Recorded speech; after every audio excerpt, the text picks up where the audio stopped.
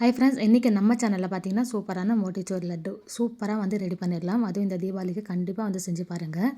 தீபாவளி பலகாரங்களில் பார்த்தீங்கன்னா கண்டிப்பாக இந்த ரெசிபி வந்து முக்கியமாக இருக்கும். லட்டுவும் இது செய்கிறதுக்கு ஒரு மிக்ஸி பவுல் எடுத்துக்கோங்க. இதில் பார்த்தீங்கன்னா நான் சரியாக ஒரு கப் அளவுக்கு கடல மாவு எடுத்திருக்கேன். இது கூடவே பார்த்தீங்கன்னா கலருக்கு பார்த்தீங்கன்னா ஃபுட் கலர் ஆட் பண்ணியிருக்கேன்.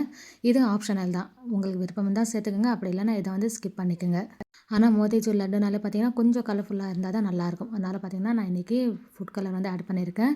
தண்ணி பார்த்தீங்கன்னா சரியாக பார்த்தீங்கன்னா ஒரு அரை கப் அளவுக்கு எடுத்திருக்கேன். முதல்ல இந்த கடல மாவு பார்த்தீங்கன்னா நல்லாவே பார்த்தீங்கன்னா கலந்து எடுத்துக்கோங்க. சரியாக அரை கப் அளவுக்கு தண்ணி தான் எடுத்திருக்கேன். மீதி அரை கப் பார்த்தீங்கன்னா அப்படி தான் இருக்குது.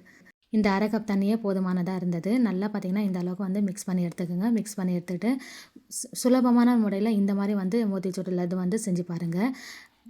கடையில் எண்ணெய் ஊற்றிட்டு நல்லா சூடான பிறகு நம்ம எடுத்து வச்சுக்கிற மிக்சரை பார்த்திங்கன்னா இந்த மாதிரி தோசை மாவு பதத்துக்கு அரைச்சிட்டு இந்த மாதிரி வந்து ஊற்றி விட்டுருங்க எண்ணெயில்.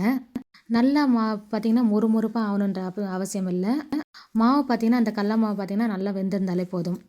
சரி, இந்த பக்கம் அந்த பக்கம் திருப்பி போட்டு ஒரு செகண்ட்லேயே பார்த்திங்கன்னா இந்த கடல மாவு நல்லாவே வெந்துடும். ரொம்ப அதிக நேரம்லாம் எடுக்காது. மோத்திச்சூர் லட்டும் பார்த்திங்கன்னா ஒரு கரெக்டாக ஒரு 10 நிமிஷத்துலேயே பார்த்திங்கன்னா செஞ்சு முடிச்சிடலாம். நீங்கள் கடையில் அதிக விலை கொடுத்து வாங்கிறத விட வீட்டிலேயே பார்த்திங்கன்னா சுலபமாக இந்த மாதிரி வந்து செஞ்சிடலாம். நான் இன்றைக்கி பூந்தி பொரிக்கிறதுக்கு பார்த்தீங்கன்னா வெறும் ரீஃபண்ட் ஆயில் மட்டும்தான் சேர்த்துருக்கேன். நீங்கள் முழுக்க முழுக்க வந்து நெய்யில் கூட பொரிச்சு எடுக்கலாம். அப்படி இல்லைன்னா நெய்யும் ரீஃபண்ட் ஆயிலும் பாதி பாதியாக கலந்து கூட வந்து செஞ்சு எடுத்துக்கலாம். இதே மாதிரி ரெடி பண்ணி வச்சுக்கிற எல்லா மாவும் பார்த்திங்கன்னா இந்த மாதிரி பூந்தியை வந்து நம்ம வந்து பொரிச்சு எடுத்துக்கலாம். எண்ணெயும் பார்த்திங்கன்னா அதிகமாக குடிக்காது. எண்ணெயும் பார்த்திங்கன்னா ரொம்ப கம்மியான அளவு தான் வச்சுருக்கேன். நான் சேர்த்துருக்க இந்த கொஞ்சோண்டு எண்ணெயிலே பார்த்திங்கன்னா எல்லா இந்த மாவும் பார்த்திங்கன்னா பூந்தியாக போட்டு பொரிச்சு எடுத்துக்கிட்டேன். இது வரைக்கும் நம்ம சேனலில் சப்ஸ்கிரைப் பண்ணாமல் இருந்தீங்கன்னா சப்ஸ்கிரைப் பண்ணிக்கோங்க. கூட வைக்க பெல் சிம்பிள் கிளிக் பண்ணிட்டு ஆல் ஆப்ஷன் வந்து கிளிக் பண்ணிக்கோங்க. அப்போ தான் நான் போகிற ஒவ்வொரு வீடியோ உங்களுக்கு நோட்டிஃபிகேஷன் வழியாக வரும். நம்ம சேனலில் ஆல்ரெடி பார்த்திங்கன்னா தீபாவளி ரெசிபிஸ் பார்த்திங்கன்னா நிறைய வந்து ஷேர் பண்ணியிருக்கேன். கண்டிப்பாக உங்களுக்கு ஒரு சில வீடியோ வந்து ஹெல்ப்ஃபுல்லாக இருக்கும். சப்போஸ் உங்களுக்கு ஹெல்ப்ஃபுல்லாக இல்லாதையும் மீதி உங்களுக்கு ஃப்ரெண்ட்ஸ் அண்ட் ரிலேட்டிவ்ஸ்க்கு ஹெல்ப்ஃபுல்லாக இருக்கும். கண்டிப்பாக வந்து ஷேர் பண்ணி விடுங்க. இப்போ பாருங்கள், எல்லா மாவும் பார்த்திங்கன்னா இதே மாதிரி பார்த்திங்கன்னா பொரிச்சு எடுத்தாச்சு. இது ஒரு பக்கம் அப்படியே இருக்கட்டும், ஆறட்டும். மறுபடியும் ஒரு கடையில் பார்த்தீங்கன்னா நீங்கள் எந்த கப்பில் வந்து சர்க்கரை வைக்கலாம் அந்த கப்பில் பார்த்தீங்கன்னா 2 கப் அளவுக்கு நான் சர்க்கரை சேர்த்துருக்கேன். சப்போஸ் சர்க்கரை வந்து கம்மியாக சாப்பிட்றவங்க இருந்தால் 1க்கு 1 எடுத்துக்கோங்க. எங்கள் வீட்டில் கொஞ்சம் அதிகமாக சாப்பிட்றதுனால பார்த்தீங்கன்னா 1க்கு 2 வந்து எடுத்திருக்கேன். 1க்கு 1 எடுத்தாலும் கரெக்டாக இருக்கும். அதே மாதிரி 1க்கு 2 எடுத்தால் அதிகமான சர்க்கரையில் இருக்கும். இதில் பார்த்தீங்கன்னா ஒரு அரை கப் அளவுக்கு தண்ணி சேர்த்துக்குங்க. தண்ணி சேர்த்து இந்த சர்க்கரையும் தண்ணியும் பார்த்தீங்கன்னா நல்லா கரைஞ்சி வரணும். இதுக்கு பாகுபதம்லாம் அவசியமே இல்லைங்க. அந்த பிசுபிசுப்பு தன்மை வந்தாலே போதும். நம்ம ரெடி பண்ணி வச்சுக்கிற அந்த மிக்சரை பார்த்திங்கன்னா இதில் வந்து போட்டு நம்ம பூந்தியை அதில் கலக்கிட்டு நம்ம லட்டு பிடிக்க வேண்டியது தான். முதல்ல அது லட்டு பிடிக்கிறதுக்காக பார்த்திங்கன்னா இந்த கடல மாவு பார்த்திங்கன்னா பொரிச்சு வச்சுருக்கோம் இல்லைங்களா, அதை வந்து மிக்ஸி ஜாரில் போட்டு கொரகொரப்பாக வந்து அரைச்சி எடுத்துக்கோங்க. ரொம்ப நைஸாக வந்து அரைச்சிடாதீங்க, கொரகொரப்பாக அரைச்சிக்கோங்க. அதே சமயம் பார்த்திங்கன்னா நம்ம இப்போ பொரிச்சு வச்சுக்கிறதில் பார்த்திங்கன்னா நல்லா ஆறிக்கிறோம். அப்படி ஆறி இருந்தால் தான் பார்த்திங்கன்னா உங்களுக்கு இந்த மாதிரி கொரகொரப்பாக வரும். சப்போஸ் நீங்கள் சூடான அப்படியே மாவு வந்து அரைச்சிட்டிங்கன்னா ஒரு மாதிரியா ஃபுல்லாகவே அந்த மிக்ஸி ஜாரில் ஒட்டுற மாதிரி ஆயிடும். ஸோ அதனால் பார்த்தீங்கன்னா நல்லா ஆறின பிறகு மிக்ஸி ஜாரில் போட்டு கொரகொரப்பாக வந்து அரைச்சி எடுத்துக்கோங்க. நான் இதில் முழு ஏலக்காவே சேர்த்துருக்கேன். உங்களுக்கு இது விருப்பம் இல்லைன்னா ஏலக்காய் பொடி கூட சேர்த்துக்கலாம். பாருங்கள், சக்கரை நல்லா கரைஞ்சிருக்கு, லைட்டாக பிசுபிசுப்பு தன்மையும் இருக்குது. இதுதான் சரியான பதம். இதில் பார்த்தீங்கன்னா ஒரு கம்பி பதம்லாம் அவசியமே இல்லை. இந்த சர்க்கரை பாகு பார்த்தீங்கன்னா பிசுபிசுப்பு தன்மை வந்த மாதிரி இருந்தால் மட்டும் போதும்.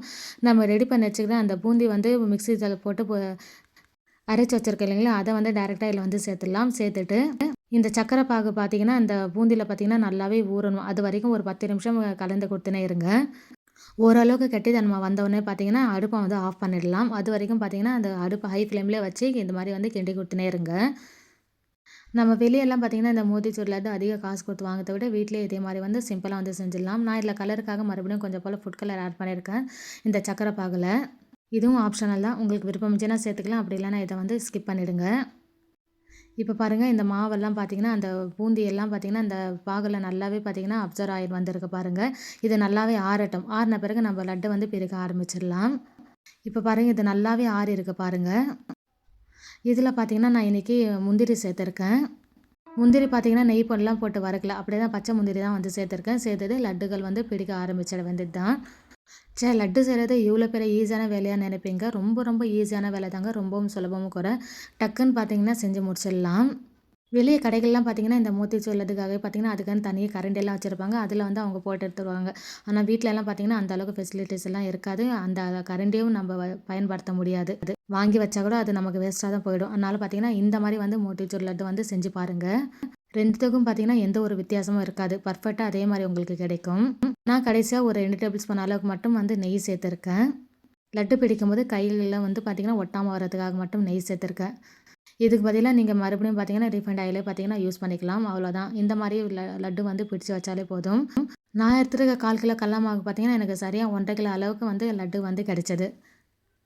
பாருங்க லட்டும் பார்த்தீங்கன்னா சூப்பராவே பிடிச்சாச்சு. இதே மாரி எல்லா லட்டும் வந்து பிடிச்சிட்டு உங்களுக்கு காமிக்கிறேன் பாருங்க. கண்டிப்பா இந்த ரெசிபி உங்களுக்கு ரொம்ப ரொம்ப ஹெல்ப்ஃபுல்லா இருக்கும்னு நினைக்கிறேன். வர தீபாவளிக்கு இந்த பலகாரம் வந்து வீட்ல செஞ்சு பாருங்க. லட்டு எல்லாம் பார்த்தீங்கன்னா ரொம்ப அட்டகாசமா, ரொம்ப ஜூஸியா வந்து வந்திருந்தது. கண்டிப்பா வந்து செஞ்சு பாருங்க.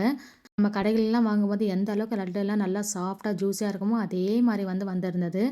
நீங்க செஞ்சு பார்த்துட்டு உங்களுக்கு எப்படி வந்திருக்குன்னு சொல்லிட்டு கமெண்ட் செக்ஷன்ல மறக்காம வந்து கமெண்ட் பண்ணுங்க. வீடியோ பிடிச்சிருந்தா லைக் ஒண்ணு குடுத்துருங்க. மறக்காம நம்ம சேனல வந்து சப்ஸ்கிரைப் பண்ணி வச்சுக்கோங்க. Bye friends. மறுபடியும் அடுத்த ஒரு புதிய வீடியோவில் சந்திக்கலாம்.